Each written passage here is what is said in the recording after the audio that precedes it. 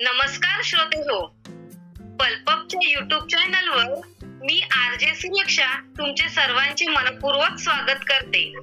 मी आपल्यासाठी पल्पच्या या मंचावर एक खास कार्यक्रम घेऊन आली आहे. साहित्याची सफर साहित्यिकांच्या सोबत.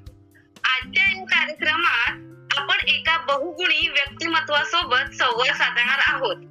ते लेखक, कवी, बाल साहित्यिक, समीक्षक आहेतच, शिवाय त्यांना समाज कार्याचीही आवड आहे.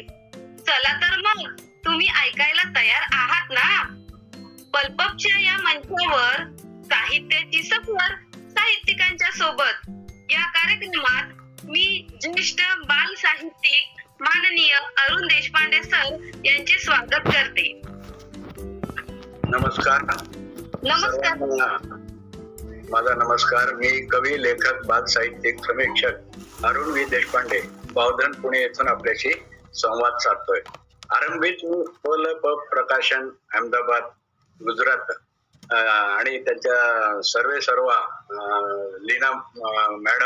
लीना पाटील मॅडम यांचे आभार मानतो की त्यांनी या माध्यमातून आपल्या सर्वांशी संवाद साधण्याची मला संधी दिली आणि माझ्याशी संवाद साधतात. सुरक्षा पाटील या स्वतः उत्तम कवयित्री आहेत. आरजे असा उल्लेख मी आताच त्यांच्याचकडून ऐकला. तर या दोघींचे मी आरंभित आभार मानतो आणि आपल्याशी संवाद साधण्यास सुरुवात करतो. चला तर मग आपण लगेचच संवाद सुरू करूयात.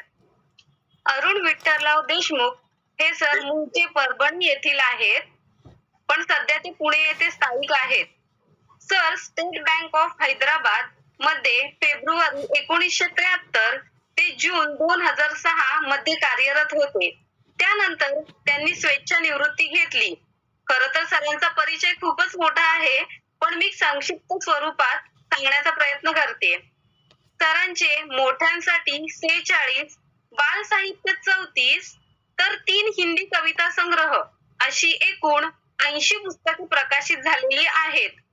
तसेच नव्याने प्रकाशित झालेली प्रिंट बुक्स मला कवीचा चष्मा लागला आहे हा एक कविता संग्रह, तसेच पावसाचे गाणे हा एक बाल कविता संग्रहही प्रकाशित झालेला आहे. सरांना अनेक पुरस्कारांनी सन्मानित केले गेले आहे. तितिक्षा इंटरनॅशनल पुणे यांचा तितिक्षा ग्रंथ गौरव पुरस्कार मला कवीचा चष्मा लागला या कविता संग्रहास प्राप्त. महाकवी कालिदास प्रतिष्ठान पुणे यांचा महाकवी कालिदास काव्य प्रतिभा राष्ट्रीय पुरस्कारही प्राप्त झाला आहे. सर्वत फाउंडेशन मुंबई सर्वत जीवन गौरव पुरस्कारानेही सरांना सन्मानित केले गेले आहे. तसेच विशेष साहित्यिक उल्लेख 2008-9 या कालावधीत महाराष्ट्र शासनाचा बाल साहित्य समीक्षेचा D.K. बेडेकर बाल साहित्य मराठवाड्याचे नवे स्वरूप नव्या वाटा या ग्रंथासी प्राप्त झालेला आहे. तसेच स्टोरी मिरर या ई साहित्य संस्थेचा ऑथर ऑफ द इयर 2018 पुरस्कार सरांना प्राप्त झाला आहे. मातृभारती मराठी 2019 लेखन विशेष उपलब्धी पुरस्कार असे अनेक पुरस्कार सरांना प्राप्त झालेले आहेत. सर, आपण लगेचच गप्पांना सुरुवात करूयात. सर, तुमचा लेखन प्रवास कधी सुरू झाला किंवा तुम्ही तुमची कविता किंवा लेख पहिला कधी लिहिला होतात? माझा लेखन प्रवास मी बँकेच्या नोकरीत असल्यापासूनच सुरू झाला. त्याला वर्षांच्या संदर्भात सांगायचं तर 1984 सालापासून मी नियमित लेखनाला सुरुवात केली, ज्याला अखंड लेखन प्रवास असं म्हणता येईल. कारण त्याआधी मी केलं असेल लेखन ते अतिशय प्राथमिक स्वरूपाचं होतं, त्यामुळे मी माझ्या लेखन प्रवासात त्याचे उल्लेख पण करत नाही. पण 1984 साली हैदराबाद बँकेतील बदलीमुळं मी परभणी जिल्ह्यातील गंगाखेड या गावी आलो, जे संत जनाबाईचं गाव आहे, गोदावरीच्या काठीचं तीर्थक्षेत्र. आणि अशा या गंगाखेड गावाला माझ्या साहित्य गंगेचा उगम झाला अशी माझी भावना आहे. तिथे मला साहित्य गुरूंचा लाभ झाला. त्यांच्या मार्गदर्शनामुळं आजपर्यंत गेली 45 वर्ष माझा लेखन प्रवास सुरू आहे. या आपल्या गप्पांच्या आरंभीत माझ्या दोन्ही साहित्य गुरूंचा मी कृतज्ञतापूर्वक उल्लेख करू इच्छितो ते प्राचार्य दीनानाथ फुलवाडकर, जे हिंदी आणि मराठीतले उत्तम लेखक आहेत आणि हिंदीमध्ये त्यांची PhD. दुसरे सर प्राध्यापक मधुकर देशपांडे, जे पुणेकर होते पण नोकरीच्या निमित्ताने मराठवाड्यात गंगाखेडला 80-90च्या दशकात आलेले. तर या दोघांनी आणि आमचे बँकेतले काही इतर सहकारी जे साहित्यप्रेमी होते, असं आमची एक टीम जमली आणि आम्ही कथानाद मंडळ या बॅनर खाली एकत्र आलो आणि 3 वर्ष लेखनाचं कार्यशाळाच आम्ही शिकलो सरांच्या. आणि मग तिथून हा अखंड प्रवास सुरू झालेला आहे. सुरुवातीचे 10-15 वर्ष मी प्राधान्याने कथा लेखनच केलं, पण 1998 मध्ये मी पहिल्यांदा कविता लिहिली, ज्याचं शीर्षक कोजागिरी होती. कोजागिरी उत्सवाच्या निमित्ताने आम्ही काही मंडळी एकत्र आलो होतो. त्या ठिकाणी सगळेच कवी होते, मग आपण एक कवी म्हणून सहभागी व्हायला पाहिजे या भावनेतून ती पहिली कविता लिहिली गेली आणि मग कवितेने मला सोडलं नाही, मी कवितेला आता सोडू शकत नाही, अशी ही आमची जोडी जमलेली आहे. बरोबर सर, खरंच म्हणजे जे लेखनाची ज्या माणसाला आवड लागली तर मग ती कायमचीच लागते आणि जसं तुम्ही म्हणालात की गोडी लागली मी कवितेला सोडू शकत नाही, तसंच प्रत्येकाचं होत असतं. अगदी अगदी तसंच आहे. तर आपण अनेक बाल साहित्य लिहिलेलं आहे, तर मी आवर्जून विचारू इच्छिते की बाल साहित्य लेखन म्हणजे काय आणि बाल साहित्यामुळे शैक्षणिक जीवन आनंददायी ठरते का? बालसाहित्याचं लेखन ही एक लेखकासाठी मोठी जबाबदारी असते.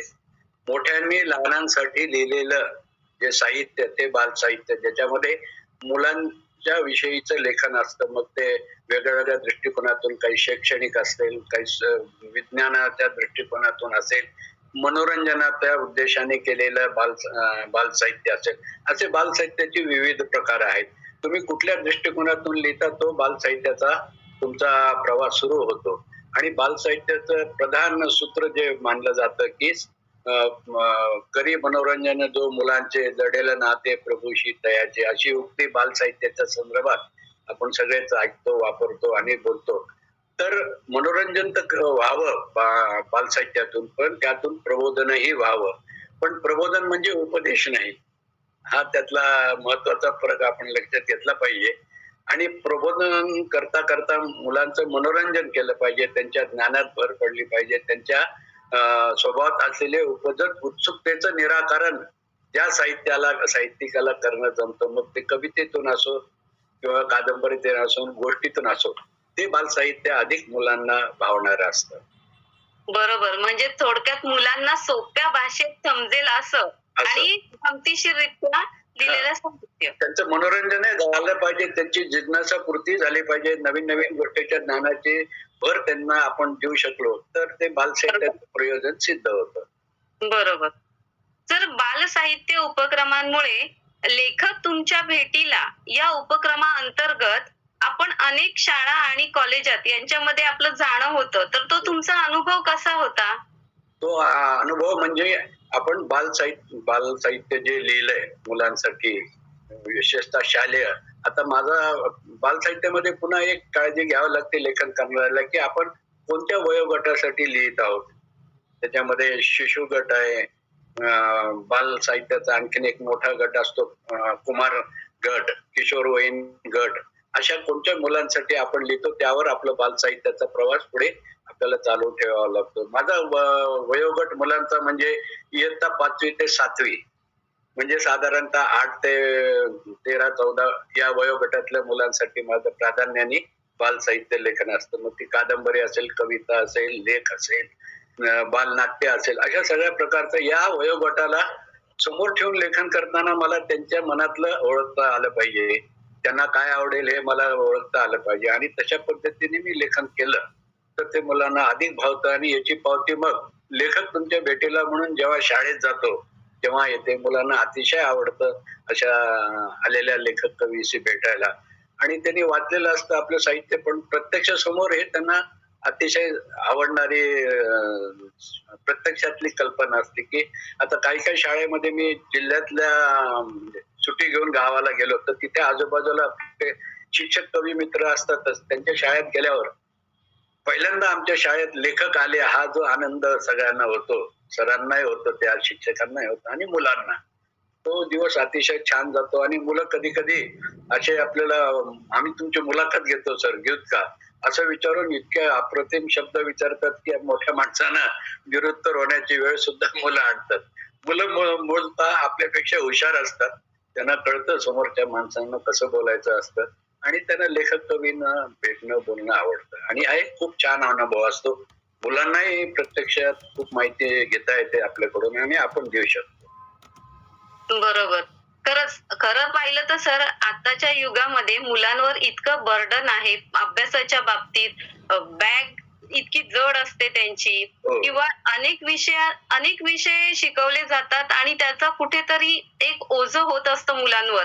पण त्यातून बाल साहित्य हे आपण गमतीशीर पद्धतीने त्यांच्यासाठी लिहितोय, त्यांना शिकवतोय, त्यांची जिज्ञासू वृत्ती वाढते, हे खरंच खूप चांगलं आहे. आहे आणि मुलं वाचतात, शाळेतल्या लायब्ररीतून पुस्तकं आणून वाचतात. आता माझा नातू ज्या शाळेमध्ये आहे पुण्याला, त्याच्या शाळेत तिथून तो त्याच्या आवडीची इंग्रजी पुस्तकं असो मराठी पुस्तकं असो तो बरोबर आणून वाचतो. त्यामुळं या सगळ्या गोष्टी आहेतच, फक्त त्याला ते वेगळ्या वेगळ्या फुटपट्ट्या लावून आपण म्हणतो आता कसं होणार आता कसं होणार असं काही नाहीये. सगळं व्यवस्थित चालू आहे असा माझा अनुभव आहे. साक्षरता अभियान या राष्ट्रीय स्वरूपाच्या सामाजिक कार्यात आपण 9 साक्षरांसाठी 4 पुस्तकांचे लेखन केले आहे. त्याबद्दल आम्हाला ऐकायला नक्की आवडेल. तर तुम्ही प्रश्नात विचारलं असं 9 साक्षरांसाठी म्हणून नाही, ते साक्षरता अभियानासाठी 4 पुस्तकांचं लेखन केलं असं आपण त्याला सुधारित मी उत्तर देतो.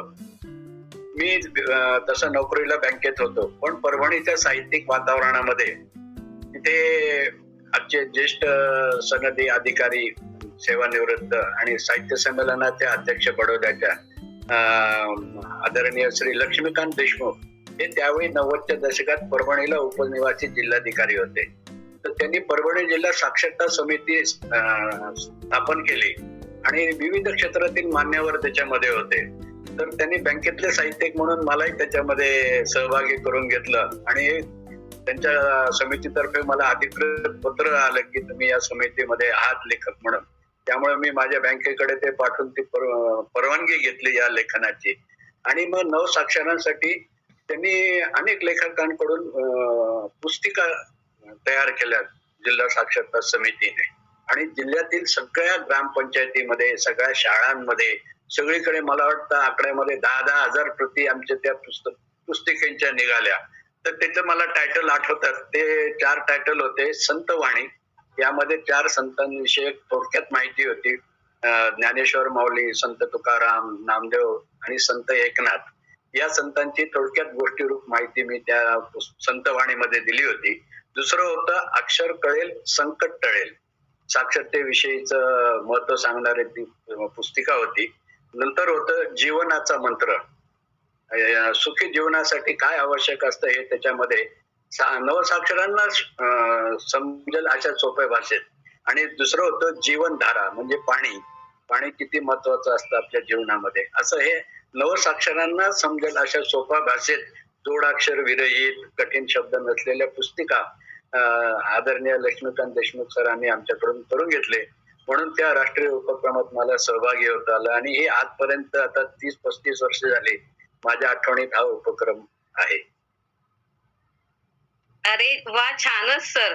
प्रबोधनात्मक संस्कारक्षम असे लेखन, ते बाल साहित्य लेखन मोठ्यांसाठी असो की छोट्यांसाठी, हे आपण खरंच गेले 35 ते 40 वर्ष करत आहात सातत्याने. आणि सर म्हणजे एक प्रकारचं तुम्ही सामाजिक कार्यच करत आहात. तर आपल्या सामाजिक कार्याबद्दल ही थोडक्यात आम्हाला ऐकायला आवडेल. तर सामाजिक कार्याबद्दल सांगायचं म्हणजे मी स्टेट बँक ऑफ हैदराबाद मध्ये परभणीला 4 वेगवेगळ्या शाखा होत्या. त्याच्यातील कृषी विकास शाखा या शाखेमध्ये मी हेड क्लर्क म्हणून काम करत होतो. पण माझ्या या साहित्यिक गुणांचं सगळ्यांनाच माहिती असल्यामुळं त्यांनी मला वेगळ्या स्वरूपाची जबाबदारी द्यायली की परभणी जिल्ह्यातील 101 गावं या आमच्या कृषी विकास शाखेने दत्तक घेतलेली होती 80-90च्या दशकामध्ये. आणि वेगळे सगळे जे फील्ड ऑफिसर असतात ते त्या गावांचे दौरे करायचे नियमितपणे आणि मग जिथे विशेष कर्ज मेळावे, बचत मेळावे, ठेवी संकलन असे उपक्रम असायचे. त्याच्यात मला ते सोबत घ्यायचे आणि बँकेच्या कर्जाविषयी माहिती देणे, भाषण करायचं. कर्जाचे हप्ते सुलभतेने कसे फेडायचे असतात, कर्ज वेळेवर परतफेड केल्याने काय फायदे होतात शेतकऱ्यांना किंवा कर्जदारांना, बँकेच्या ग्राहकांना, अशा विषयावर उद्बोधक मनोगत म्हणजे भाषण बँकेच्या वतीने देणे माझ्यावर जबाबदारी होती. आणि मग ते कार्यक्रम चालू असताना मध्येच 1-2 घंटे वेळ मिळाला तर मी बाजूच्याच प्राथमिक शाळेमध्ये त्या त्या त्या गावातल्या जायचं, हेड सरांना बोलायचं, कारण ते सगळे परिचितच होते. मग मुलांसाठी एखादी गोष्ट सांगायची, कविता सांगायची. तर असं हे समाजकार्य मला करायला मिळालं त्यानिमित्ताने. अरे वा, खरंच खूपच छान. म्हणजे बँकेची नोकरी सांभाळत साहित्य क्षेत्राचीही आपण सेवा केली, त्यातूनच प्रबोधनात्मक आणि समाजकार्यही केलं. खरंच खूपच छान सर. माझ्या बँकेला मी माझ्या या साहित्य कार्यामध्ये सहभागी करून घेतलं, याचा विशेष दखल आमच्या उच्च अधिकाऱ्यांनी त्या त्यावेळी घेतलेली आहे. सर, आपल्याला कोणत्या साहित्य प्रकारात जास्त लेखन करायला आवडते? म्हणजे आपण बाल साहित्य तर लिहत आहातच, पण आपलं विशेष आवडीचं साहित्य कोणतं आहे? आणि तुमच्या आवडत्या साहित्य कृती कोणत्या आहेत? तर माझ्या या साहित्य लेखनाच्या विविध प्रकाराविषयी मी उत्तर माझ्या पुस्तकांचे दर्शन घडवूनच देऊ इच्छितो. कारण मला लेखन विषय कुठलाही वर्ज्य नाहीये. उदाहरणार्थ हा कथा संग्रह, दिवस बदलतात तेव्हा, याचं शीर्षक. याच्यामध्ये लघुकथा आहेत सगळ्या. बरं. मी विनोदी कथा सुद्धा मी अपवादात लिहिल्या. आता एका वर्षी एका दिवाळी अंकासाठी, त्या वर्षीच्या एक 20-25 दिवाळी अंकासाठी विनोदी कथा लेखन केलं. त्या कथांचा हा विनोदी कथा संग्रह, नवऱ्यांची चाळ, हा विनोदी कथा संग्रह. अच्छा. मी ललित लेखनही भरपूर करतो आणि मनाच्या संदर्भात हे माझं लेखन असतं. हा ललित लेखांचा संग्रह, हे मनाचे खेळ सारे. दुसरं आहे ललित लेख संग्रह, मनाच्या अंगणात. म्हणजे यावरून माझ्या लेखन प्रकाराची सुद्धा तुम्हाला कल्पना येते. हो, आणि गद्य लेखनाबरोबर पद्य लेखनाकडे सुद्धा मी 98 पासून लिहायला सुरुवात केली कविता. माझा पहिला कविता संग्रह 2003 मध्ये प्रकाशित झाला, गाणे दिवाणे. त्याच्यानंतर पुण्यात आल्यावरच रिटायरमेंटचं पहिलं पुस्तक निघालं, मनडोह, हा देखील कविता संग्रह आहे. आणि छान. भक्ती कविता लिहिण्याकडे माझा कल आहे. शरण समर्थ जाऊ, 2015 मधला कविता संग्रह. आणि हा सर्वात अलीकडचं नवीन कविता संग्रह, मला कवीचा चष्मा लागला. हे सगळं साहित्याचे प्रकार मी तुम्हाला दाखवू शकलो. म्हणजे सर, आपण सर्वच विषय हाताळले आहेत, सर्वच प्रकारचं साहित्य आपण लिहत आहात. हो, पण त्याचबरोबर मी हिंदीमध्ये सुद्धा कविता लेखन करतो आणि माझे हिंदी कविता संग्रह सुद्धा प्रकाशित झाले. मेरी कविता हा हिंदी कविता संग्रह, मेरी कविता, थोडे ख्याल थोडे सपने. अरे वा, छान. आणखीन एक कविता संग्रह आहे, जीवन सरिता मेरी कविता. आणि बालसाहित्याचं पुस्तक तुम्हाला पुढच्या प्रश्नामध्ये दाखवतो. तर आता आपण पुस्तक जे दाखवलं की मला कविता चष्मा लागला, हे आपलं नवीनच प्रकाशित झालेलं पुस्तक आहे. तर त्याच्याबद्दल थोडक्यात सांगा. म्हणजे आम्हाला आवडेल की कुठल्या विषयावर त्या पुस्तकातील कविता आहेत. कसं कविता संग्रह, आपण जेव्हा एखादा कवी कविता संग्रहाच्या रूपामध्ये येतो वाचकांच्या समोर, तेव्हा त्याच्याकडून वाचकांची अपेक्षा असते की या कवीकडून त्याच्या सगळ्या कवितेचे प्रकार आपल्याला वाचायला मिळावे. एक कवीचा आविष्कार कविता संग्रहामध्ये होत असतो. बरोबर. या कविता संग्रहामध्ये 2020 ते 2025 या 5 वर्षामध्ये मी लिहिलेल्या कविता, अर्थात या कविता लेखनामध्ये या इंटरनेट माध्यमावरील साहित्यिक समूहांचा खूप मोठा हात आहे की ज्यांच्या विविध कार्यक्रमामध्ये मी कवी स्पर्धेचा परीक्षक म्हणून जरी सहभागी होत असलो तरी स्वतः वैयक्तिक कवी म्हणूनही माझे सहभाग त्या समूहामध्ये असायचा आहे, विषयाला धरून कविता लेखन. तर हे सगळं करत असताना आणि दिवाळी अंक ही लेखकांसाठी कवीसाठी मोठी वार्षिक पर्वणी असते. त्या निमित्ताने सुद्धा भरपूर लेखन त्या जून ते ऑगस्ट, ऑक्टोबर, सप्टेंबर मध्ये कविता लेखन दिवाळी अंकासाठी म्हणून खास केलं जातं. तर अशा विविध कविता, ज्या भावनिक कविता आहेत, आध्यात्मिक कविता आहेत, जीवन चिंतन विषयक कविता आहेत. आणि सर्वात महत्व, आपण माणसांच्या सहवासात राहणारे, माणसांच्या सोबत रमणारे आहोत, असे माझ्या कवीची भावना आहे. त्यामुळं माणसावरच्या कविता माझ्या तुम्हाला मला कवीचा चष्मा लागला या संग्रहात दिसतील. कारण जेव्हा मला कवीचा चष्मा लागला तेव्हाच खरा माणूस करण्यास मला मदत झाली, अशी माझी भावना आहे. बरोबर आहे सर. म्हणजे सर इंटरनेट किंवा सोशल मीडियाचा जर योग्य प्रमाणात वापर केला तर त्याचा फायदाच होऊ शकतो आपल्याला. हो, नक्कीच होतो. कारण कसं, प्रत्येक म्हणजे नाण्याला दोन बाजू असतात असं आपण मानतोच की नाही. आपल्याला जी चांगली आहे ती बाजू पाहिजे, दुसऱ्या बाजूशी काहीच देणं घेणं नाही आपल्याला.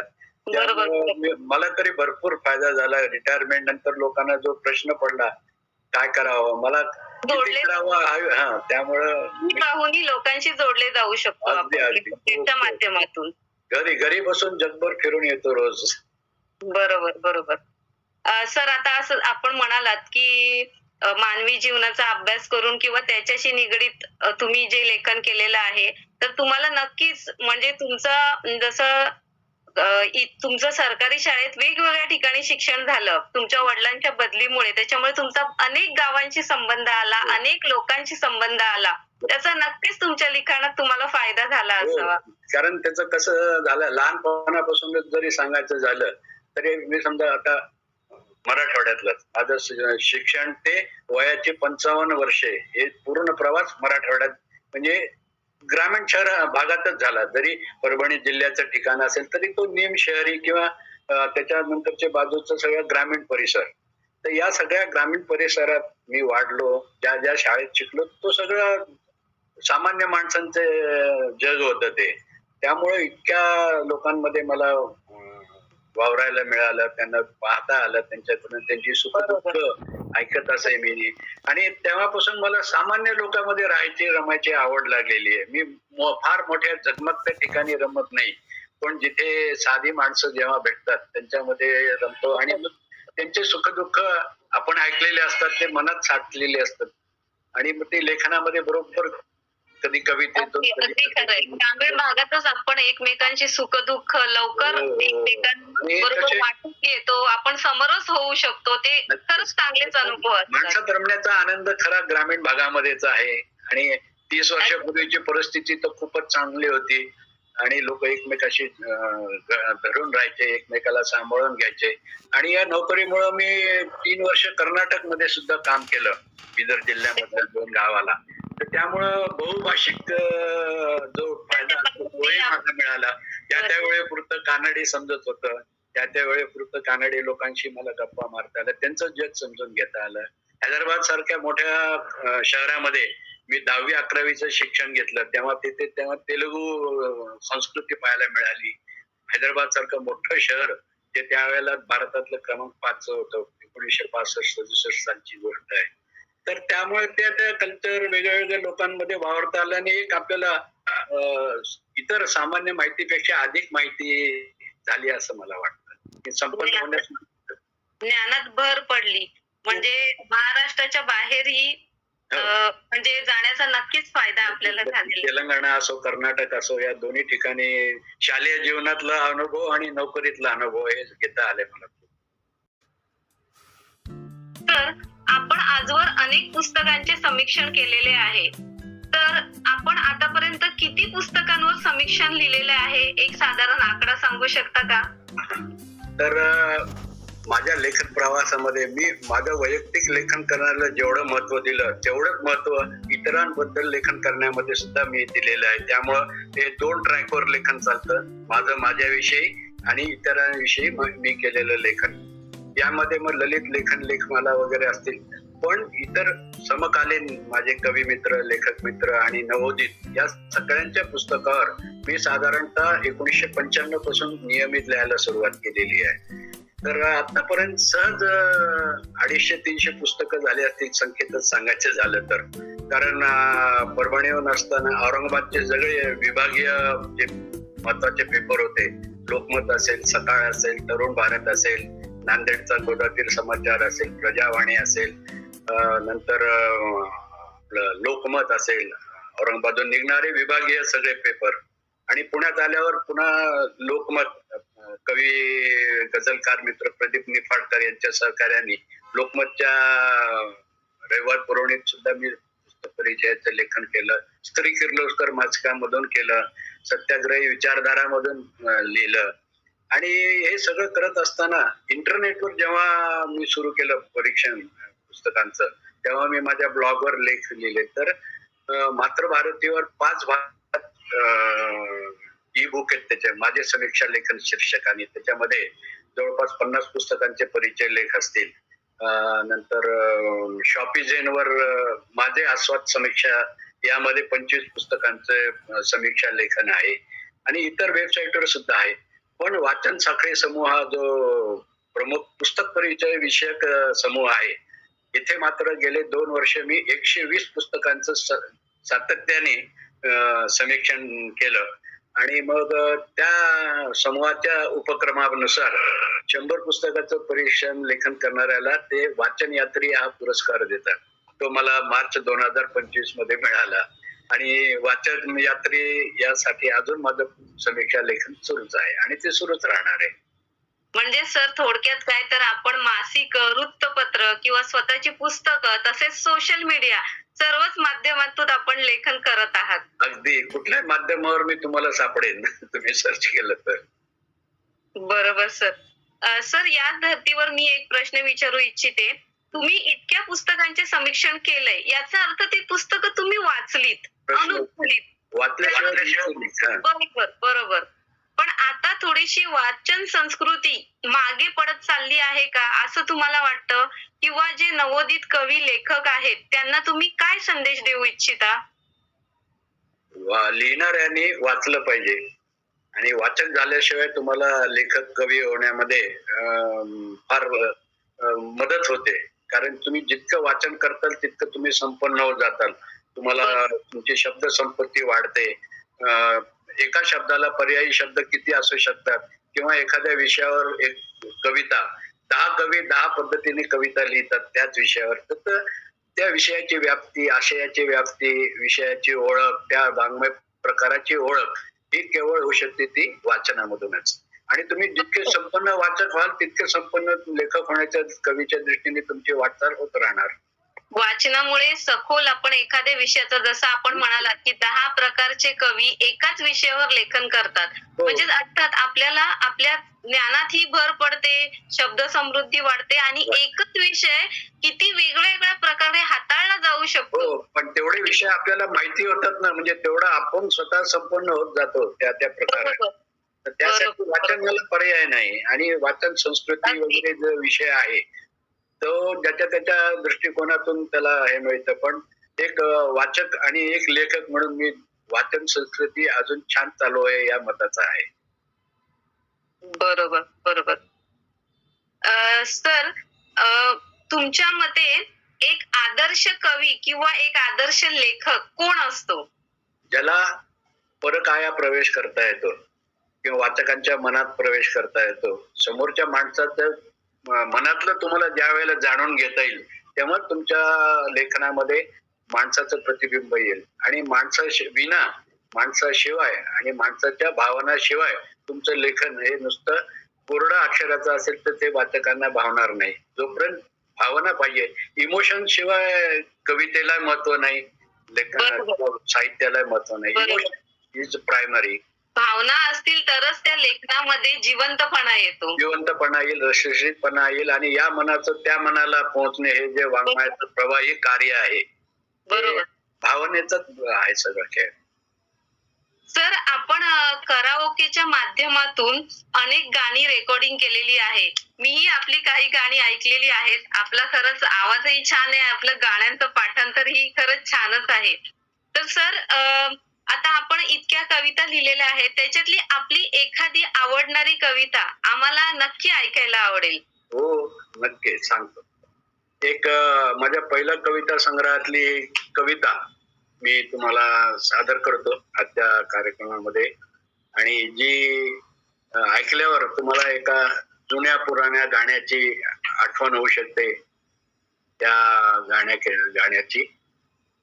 तर कविता हे भावगीत ज्याला म्हणतो. जसे चित्रपट गाणे, फिल्मी गाणी हे भावगीतच असतात, म्हणून जुने गाणे लोकप्रिय आहेत. गोल्डन इरा सॉन्ग जे म्हणतात आताही लोकप्रिय आहेत. आता आहेतच ते लोकप्रिय. आताही आणि लोकप्रियच आहेत. स्टार मेकर हे जे ऍप आहे त्याच्यावर मी गाणे करावं म्हणत असतो. पण आता आपलं साहित्यिक स्वरूप लक्षात घेता कविता गाऊन दाखवणं योग्य होईल असं मला वाटतं. तर गाणे दिवाणे या संग्रहातील कविता मी सादर करतो. छोटीशीच कविता आहे. जादू.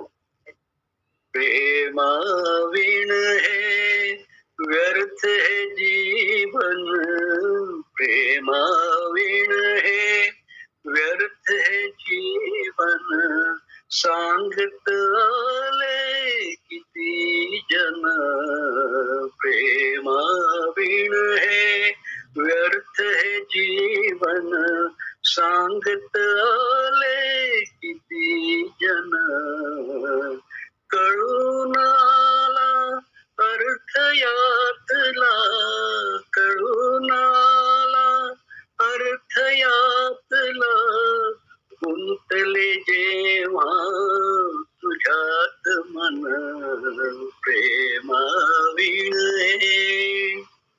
एक दिवाना मी तर होतो, एक दिवाना मी तर होतो, प्रेम दिवाना मी झालो, गाईन आता गीत तुझेच हे, गाईन आता गीत तुझेच हे, प्रेम तराने छेडीन मी, प्रेमा वीण है व्यर्थ है जीवन, सांगत आले किती जन, कळून आला अर्थ यातला, गुंतले जेव्हा तुझ्यात मन, प्रेमा वीण है अबोल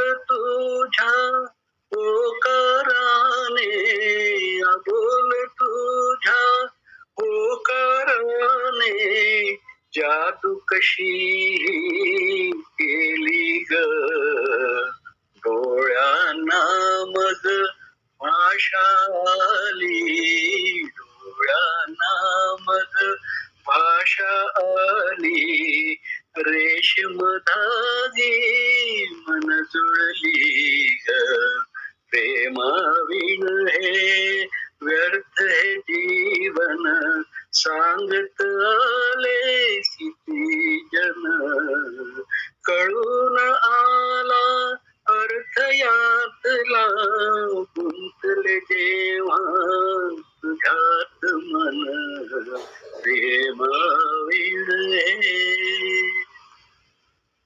खूपच सुरेख, खूपच सुरेख. म्हणजे वयाच्या 75व्या वर्षामध्येही इतका सुरेख आवाज आपला आहे. खरंच खूपच छान, खूपच छान. हे सगळं काय म्हणतात कवितेने दिलेली देणगी आहे, साहित्याने ठेवलेलं काय म्हणतात माइंडसेट आहे. ती एक ऍक्टिव्ह क्रियाशील राहण्याची एक शक्ती, ऊर्जा ज्याला म्हणून ती सतत राहते. आणि लेखन सक्रिय राहण्याचा खरा फायदा की तुम्ही आता पाहताय तुमच्या उल्लेखाप्रमाणे की 75व्या वर्षी सुद्धा मी सक्रिय राहतो, याचं सगळं श्रेय या साहित्य लेखन प्रवासाला आहे. आणि तुम्हा रसिक वाचक मित्रांनाही तेवढं आहे, जे माझं सगळं साहित्य पुस्तकातलं असो, वेबसाईटवरचा असो, ई बुक मधला असो वाचून भरभरून अभिप्राय देतात. मी युट्यूब चॅनल सुद्धा माझं सुरू केलेलं आहे. हे सगळं साहित्य मी त्याच्यावर शेअर करत असतो. त्यामुळे वेळ अगदी छान जातो हे सांगायला नकोच. हो, बरोबर. आणि आपल्या आवडीचं क्षेत्र असलं तर आपण मनापासून ते चांगलंच करतो, उत्स्फूर्तपणे करतो. एक नवीन मला आता आवड आहे म्हणून मी हे करतो, जरी असलं तरी वाचकांना आवडतं आणि ते दाद देतात, हे मला जास्त महत्वाचं असतं. ती खरी पावती. बरोबर. आनंद आणि समाधान तर मिळणारच अगदी. त्यामुळे खूप छान. बरोबर. तर म्हणजे आपल्या गप्पा इतक्या छान रंगल्या होत्या, आपण कधी शेवटाकडे वळत गेलो आणि म्हणजे गप्पा खरंच आपल्या इतक्या रंगल्या आहेत की वेळ ही संपूच नये असं वाटतं, अजून अजून बोलत राहावं. पण वेळेची ही मर्यादा असते, तीही आपल्याला पाळायला हवी. तर त्याआधी मी 4 पुस्तकं बालसाहित्याची दाखवतो. हो हो. एकापेक्षा एक. हे एक बालकविता संग्रह आहे. पावसाचे गाणे, परवा तुम्ही परिचयात उल्लेख केला ते, आणि माझे आबा आजी या कव्हरवर आम्हीच दिसतोय. आम्ही आजोबा आजी आणि आमचा नातू कव्हरवर आमचा फोटो आहे. अरे वा, छानच. आणि नवा आरंभ हे गोष्टीचं पुस्तक आहे छोटस, असं हे बालसाहित्याचं. आणि तुम्ही मगाशी उल्लेख केला बालसाहित्याचा राज्य शासनाचा समीक्षा पुरस्कार मिळालेलं बालसाहित्य मराठवाड्याचे नवे स्वरूप नवा वाटा, नव्या वाटा. अरे 2008-9 साली मिळालेलं. त्याच्यामध्ये बालसाहित्याची दखल घेतलेली आहे 25 वर्षाची. बरोबर. आजी आजोबांचं म्हणजे तुम्ही स्वतःचे अनुभव जे नातवंडासोबत आहेत तेच त्याच लेखन केलेलं आहे. छान छान.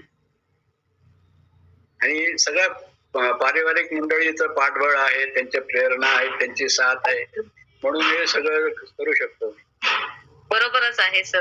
कुटुंबाचं सहकार्य आणि म्हणजे त्यांचा उत्स्फूर्त प्रतिसाद जो महत्वाचा आहे, त्यांचं जे एक प्रेम असतो, एक विश्वास असतो आपल्यावर, त्याच्याने आपण पुढे जात असतो आणि नवीन नवीन लिहिण्याची प्रेरणाही मिळत असते. आणि योगायोगाने नातू जो आहे, अगस्त्य नाव आहे त्याचं, त्याला वाचनाची आवड आहे, गाण्याची आवड आहे, तो उत्कृष्ट हार्मोनियम वादक होतोय. आणि त्याच्या शाळेमध्ये आताच्या मुलांना टीव्ही मोबाईल पासून दूर राहण्यासाठी वाचन हा खूपच चांगला पर्याय आहे. छान आवड आहे, त्यामुळं माझे आबाजी त्याच्या शाळेत मी भेट दिलेली, तर त्याचे मित्र वाचून त्याला दाखवतात, तेव्हा तो घरी आल्यावर म्हणतो, आज आबा मी आज खूप खुश आहे, माझ्या मित्राने सांगितलं अरे तुझं पुस्तक आहे. तर हे असं खूप छान वाटतं सगळ्या गोष्टी. खूपच छान, आनंदच आनंद. बरोबर. तर आज आपण पल्पच्या या मंचावर साहित्याची सफर साहित्यिकांच्या सोबत या कार्यक्रमात आलात, आपला बहुमूल्य वेळ दिलात, आपले विचार मांडलेत, त्याबद्दल मी आपले संपूर्ण पल्प परिवारातर्फे मनपूर्वक आभार मानते. मी सुद्धा Leena Patil madam, pulp team आणि तुम्ही सुरक्षा पाटील या सगळ्यांचा मनपूर्वक आभारी आहे की या माध्यमातून तशी पहिलीच मुलाखत इतकी सविस्तर मला कोणी बोलतं केलं, त्याबद्दल सर्वांचे मनपूर्वक आभार आणि वाचकांचे सुद्धा आभार. नमस्कार, धन्यवाद. पुढील भागात आपण अशाच नवीन साहित्यिकांसोबत संवाद साधणार आहोत. काळजी घ्या, पुन्हा भेटूया. वाचत रहा, लिहित रहा. तोपर्यंत मी पल्प आरजे सुरक्षा आपली रजा घेते. धन्यवाद.